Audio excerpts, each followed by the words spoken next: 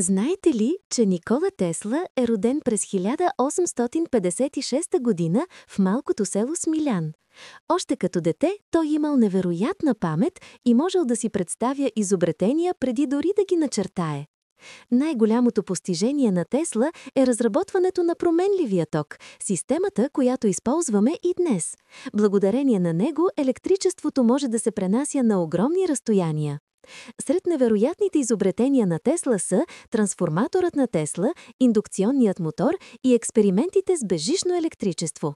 Представете си, човек от 19 век говори за енергия без кабели. Въпреки гениалността си, Тесла страда от финансови проблеми, защото проектите му изпреварват времето си. Много от идеите му били разбрани едва след смъртта му. Тесла умира беден и забравен през 1943 година в Ню-Йорк, но днес неговото наследство е основата на модерната електроника и телекомуникации. Сега го почитат като символ на гениалността.